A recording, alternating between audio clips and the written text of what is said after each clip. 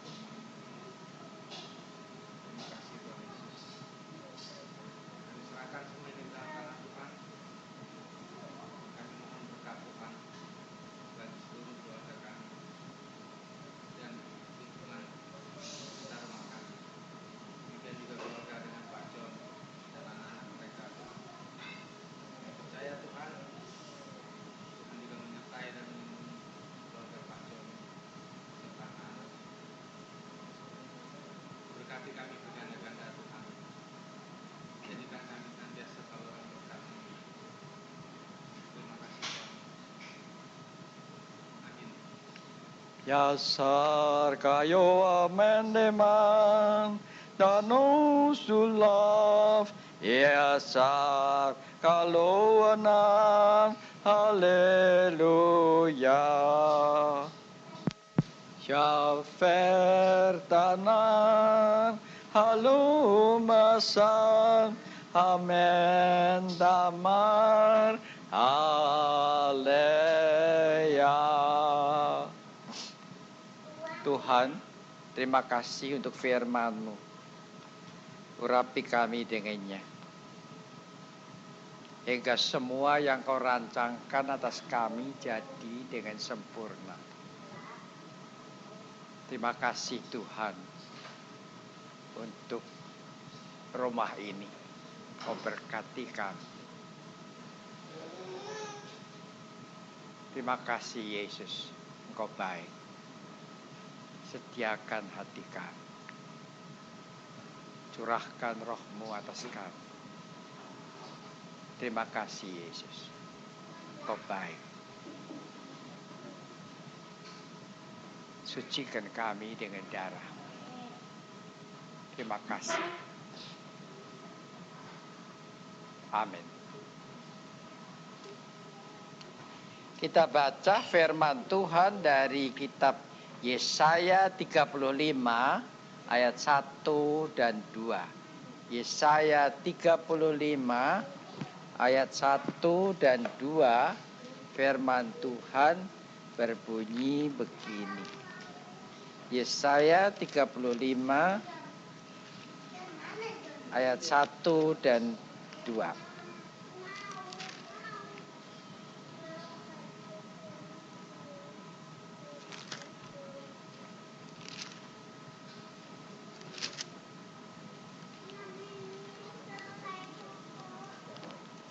Beginilah firman Tuhan. Padang gurun dan padang kering akan bergirang. Padang belantara akan bersorak-sorak dan berbunga. Seperti bunga mawar, ia akan berbunga lebat. Akan bersorak-sorak. Ya bersorak-sorak dan bersorak-sorai. Kemuliaan Libanon akan diberikan kepadanya. Semarak Karmel dan Saron, mereka itu akan melihat kemuliaan Tuhan, semarak Allah kita. Saudara, tinggal kita aja. Kita sekarang hidup nih di zaman apa? Kita hidup, apakah ada harapan buat kita? Apalagi kalau kita punya anak-anak, apa ada harapan? Kalau keadaannya sekarang ini begini, apa bisa berubah lagi? Kalau sekarang ini banyak orang berseru seperti banyakan orang dulu. Zaman dulu yang indah, goeie oude tijd, orang Belanda bilang. Saudara, kayaknya memang tidak ada harapan. Ada orang nemukan buku putihnya Pak Harto. Lantas secara jelas semua kuncinya. Dan saudara, akhirnya ada ucapan ini. Itu kalau bahasa Jawa itu suka barji barbeh. Satu selesai, satu berhenti, semuanya. Satunya hancur, satu ini hancur, semua hancur. Jadi saudara tahu kalau itu benar ucapannya itu, bahwa kita semua menuju kepada hancuran yang total. Kehancuran yang total. Hanya hiburan-hiburan kosong aja. Kayak Carter katakan, oh nanti beres gitu. Sebetulnya benar. Itu bahasanya dunia ini. Tapi, nah ini tapinya ini loh. Kita punya Tuhan. Tuhan di atas semua itu. Nah, kalau saudara kenal Tuhan, kenal bahasanya, saudara akan menemukan kunci yang lain. Yaitu kuncinya ini. Bahwa yang sudah padang pasir, gurun, hancur, akan bangun. Saudara, yang sekarang tidak melihat terang, akan melihat terang. Bagaimana? Jalannya nggak tahu deh. Ya, terlalu besar dia untuk itu. Tapi kita tuh, orang Kristen tuh mempunyai keuntungan. Saudara tahu bahwa di halaman-halaman pertama itu, kitab suci bicara tentang kacau balau, biangnya. Tapi bagaimana Tuhan menyelesaikan itu? Hanya dengan lihat dan berkata, hendaklah jadi terang. Dan semua berubah. Nah, nanti ini kita akan alami. Tuhan sudah bayar semua. Kita sekarang kayaknya nggak ngerti buat apa Tuhan bayar. Loh, buat apa dia mati? Kalau kita bakalannya kayak gini hancur-hancuran. Kan nggak ada gunanya kan? Enggak. Justru dia mati di kayu salib. Merayakan Paskah itu bukan merayakan cari telur. Nggak ada hubungannya sama telur sama sekali. Paskah itu artinya dalam bahasa aslinya ya, lewat. Siapa yang lewat? Maut yang lewat. Paskah itu artinya itu. Dan kita akan lihat. Saya udah bilang saudara, saya dengan jaminan. Saya bilang kan, Tuhan tuh bilang sama saya, jamin selamat, tidak ada yang bisa kena apa-apa. Saya bilang kalau ya, atas sebab itu saya berani bilang sama saudara, kalau sampai ada di antara kita yang kena apa-apa, buang itu kaset, itu buang semua. Yang saya ajarkan itu buang semua. Gak ada gunanya. Sampai begitu loh jaminannya. Jadi saudara, jangan bodoh. Saudara tidak akan kenapa-napa. Boleh terdengar ribut-ribut di sini, di sana. Tidak akan terdengar apa-apa. Buat kita, gak usah dengerin. Kita jalan terus. Saudara tahu. Jadi, kenapa kita mesti ribut? Itu sebabnya. Kalau orang tanya, lah kalau memang bakal ancur-ancuran, buat apa sekolah anak-anaknya? Bayar mahal-mahal, bisa suruh di rumah aja main terus. Makin nakal. Tapi enggak gitu. Kita tetap harus ngajar. Sebab apa? Ada harapan. Jangan mikir-mikirkan bagaimana caranya, enggak usah. Enggak usah mikirkan. Ada harapan. Saudara, anak angkat saya itu dari Purbalingga, dia baru main ke sini. Antas ditelepon sama pegawainya. Penting. Sebab ada ribut-ribut di sana. Mobilnya Pak ini menteri juga dilemparin batu. Tapi kan dia kan Akbar Tanjung kan lagi cuti. Oh ini kampanye katanya kan cuti. Tapi herannya itu mobil menteri dilempari batu nggak pecah, coba bayangin. Lantas anak angkat saya ini tanya gimana? Saya nggak bakalan kenapa-napa. Bener dia ditelepon dari sana, nggak kenapa-napa kok kita. Ya enggak, tidak. Sampai dekatnya kayak apapun huru hara dan ribut itu, kita tidak akan kenapa-napa. Jaminan ini. Siapa apa?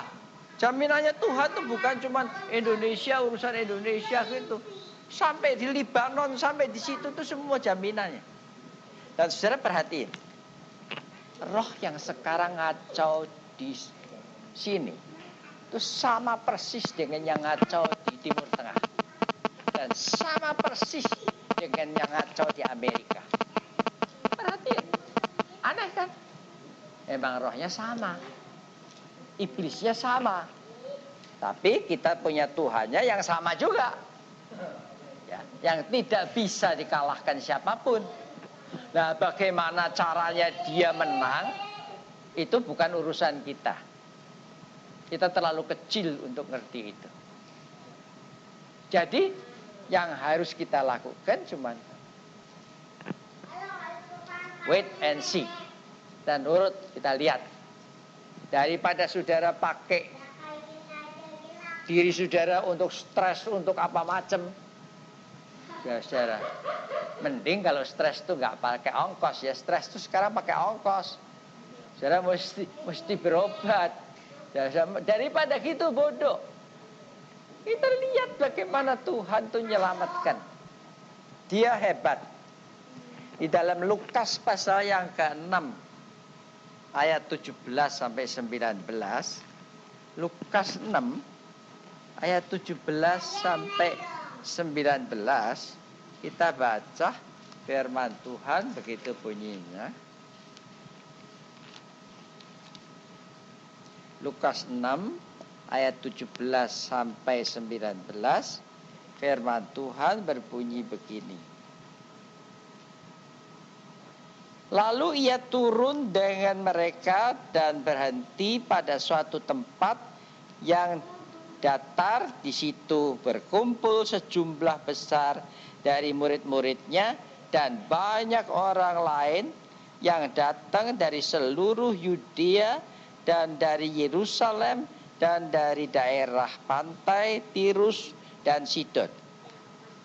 Mereka datang untuk mendengarkan dia dan untuk disembuhkan dari penyakit mereka. Juga mereka yang dirasuk oleh roh-roh jahat beroleh kesembuhan. Dan semua orang banyak itu berusaha menjamah dia karena ada kuasa yang keluar daripadanya. Dan semua orang itu disembuhkannya. Saudara, di sini dikatakan karena ada kuasa. Kuasa apa? Kuasa Roh Kudus. Dan kita lihat bahwa setelah matinya Yesus, kalau Roh Kudus dicurahkan, bahwa yang punya kuasa lebih dari itu tuh lebih banyak lagi. Sekarang orang-orang Kristen tidak pakai kuasa itu. Bodoh. Karena sekarang orang Kristen gak kenal Tuhan. Tapi kalau kita kenal Tuhan, apa yang akan terjadi? Ya, saudara-saudara, ribut-ribut, huru-hara itu gak ada artinya. Kalau setiap orang Kristen pakai kuasa itu kan gak ada artinya kan? Kita gak usah gembar-gembor, gak usah ribut-ribut. Tidak akan ada artinya sama sekali. Nah, bagaimana untuk punya kuasa itu? Tidak lain bahwa kita menyerahkan diri kepada Tuhan. Jangan menyerahkan diri pada omongan macam-macam. Percaya nggak? Tuhan saat ini maha kuasa, tetap maha kuasa. Tahu maha kuasa itu artinya apa? Itu bukan cuma besar kuasanya. Kalau bicara tentang kuasa, dia ada di atasnya. Itu maha kuasa. Saudara tahu. Dan kalau kita percaya Tuhan maha kuasa, kita juga punya kuasa itu. Kita itu nggak dibiarkan. Ayo diam.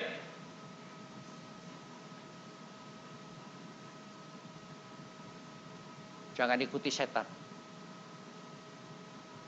Jadi saudara, kita lihat. Bagaimanapun, kalau kita mau percaya kepada Tuhan, kita akan selamat. Kalau kita biarkan diri kita hanyut di dalam kuasa, nah saudara lihat aja, itu anak-anak bercanda kan? Tapi nanti sebentar beneran bunuh-bunuhan. Kalau dituruti itu setan. Jadi kita harus sadar bahwa ada harapan. Kalau nggak ada harapan, biar aja. Mau hancur-hancuran semua. Tapi tidak. Sebab itu kita punya harapan. Tidak pernah hopeless. Tidak pernah nggak ada gunanya. Kalau perlu kita bentak 10 kali, ya bentak 10 kali.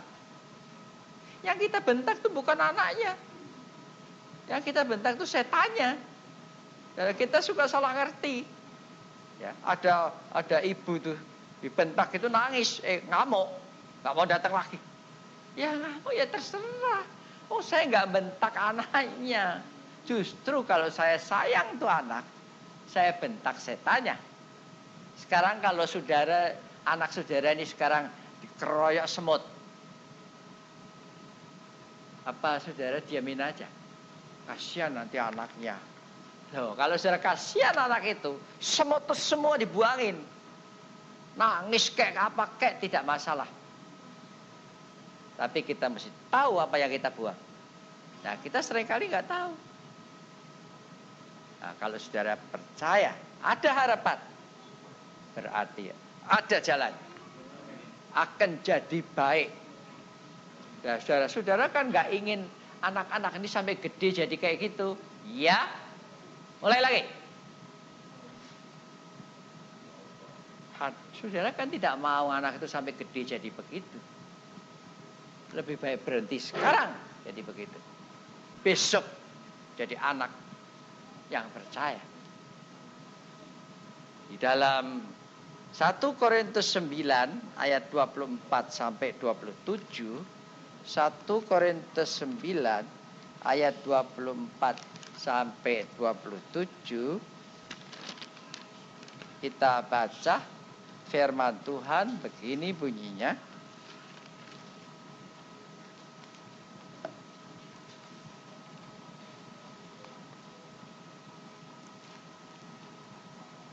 Tidak tahukah kamu bahwa dalam gelanggang pertandingan semua peserta turut berlari, tetapi bahwa hanya satu orang saja yang mendapat hadiah?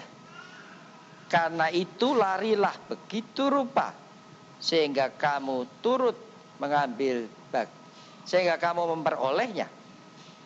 Tiap-tiap orang yang turut mengambil bagian dalam pertandingan menguasai dirinya dalam segala hal. Mereka berbuat demikian untuk memperoleh suatu mahkota yang fana, tetapi kita untuk memperoleh suatu mahkota yang abadi. Sebab itu aku tidak berlari tanpa tujuan, dan aku bukan petinju yang sembarangan saja memukul, tetapi aku melatih tubuhku dan menguasai seluruhnya, supaya sesudah memberitakan Injil kepada orang lain, jangan aku sendiri ditolak. Saudara Paulus ya, dia kasih tahu kita ini semua mesti usaha. Nah, saya kalau gini tuh mesti ingat, saya punya teman anaknya 6 dibawa semua ke persekutuan. Wah, ribut tidak terkendali. Saya cuma bilang sama dia sekali, kamu nggak bisa didik anakmu. Loh, ini soalnya bukan didik kalau ada di sini, didik di luar sini. Saudara tahu, kemudian dia muncul dengan anaknya 6. Hebat sekali. Dia kalau nyuruh anaknya cuma tinggal bersiul aja, anaknya tahu apa yang dia mesti lakukan. Tidak perlu ada bentak-bentakan. Ya saudara, dia nggak seperti banyak orang, wah anak saya dimarah-marahin, nggak diajak lah, disimpan. Emang itu jalan yang paling mudah. Disimpan di loteng sana, disuruh main sama setan. Nah, tidak terdengar susah kan? Tidak terdengar anak ribut-ribut kan? Tetapi setan bekerja dalam. Saudara, sebab itu saudara mesti tahu, kita ini harus berlomba. Kita mesti Lo nggak bisa itu anak diumbar gitu. Ada seorang ibu, anaknya mesti dididik. Wah enggak, kalau saya sih enggak. Saya biarkan anaknya numbuh. Oh iya. Saya bilang, siapa yang punya sawah, sawahnya dibiarkan numbuh. Nanti mau panen. Panen apa? Panen duri. Biasa. Mesti dikerjain. Dan kerja itu nggak bisa seminggu sekali atau sebulan sekali. Kerja itu sampai hari. Kalau saudara punya harapan, saudara tidak berlelah. Saudara usahakan. Bata demi bata. Disiplina harus diajarkan. Ya, kalau anak itu masih bayi, saudara bilang, lucu. Ya lucu kalau kurang ajar. Tapi nanti kalau dia udah besar, saudara bisa nangis. Karena punya anak kurang ajar. Saudara tahu. Dan tidak susah kok didik anak. Tahu gimana caranya? Kalau saudara sendiri beribadat kepada Tuhan. Mau nggak mau, anak tuh paling gampang niru. Kalau anak saudara itu setanan, itu niru setanan dari siapa? Ya, saudara bisa sembunyikan dari saya. Tapi tidak bisa disembunyikan dari hasilnya. Apa yang saudara tanam? Apakah saudara dalam hidup ini penuh harapan? Apakah saudara takut Tuhan? Tidak mungkin orang tua yang takut Tuhan menghasilkan anak setan. Saudara, sebab itu tidak ada lain. Bertobat. Sebab ada harapan. Jangan sampai nanti kalau yang diharapkan itu datang, saudara kecelek. Saudara nggak dapat itu. Karena saudara sangka nggak ada harapan. Saudara punya harapan, saudara masih pelihara diri. Jangan saudara putus asa. Dan saudara, saya itu nggak senang orang yang kalau karena kekurangan jual barang-barangnya, saya nggak senang.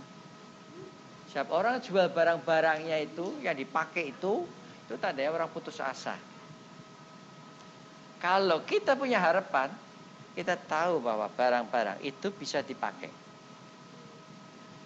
Dan nanti satu hari kita akan pakai. Jangan sampai nanti satu hari kalau harapan itu datang, ya udah saya jual dulu. Ya saudara tahu?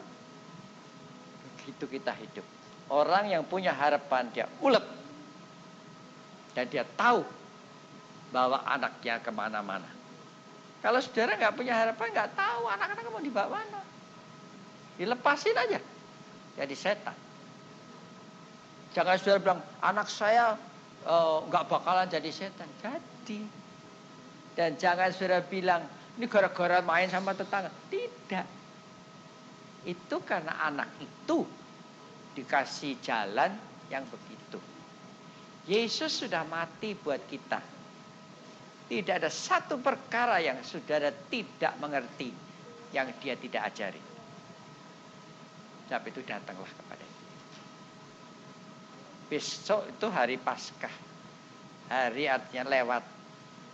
Biar maut itu juga lewat. Dan jangan lagi nguasai di ambang pintu saudara. Amin. Kyo Salem tanah sianikora alum di mare kasang alum dan kamar.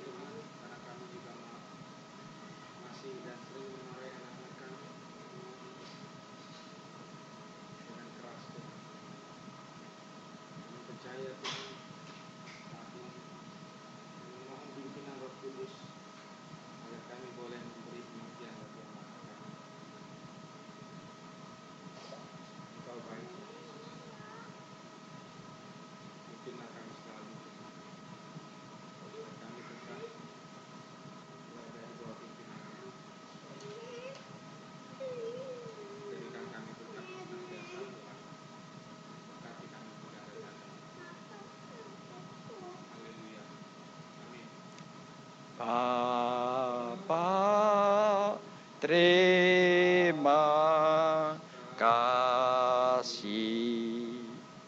Bapa, terima kasih. Bapa di dalam surga, puji terima kasih. Amin. Amin.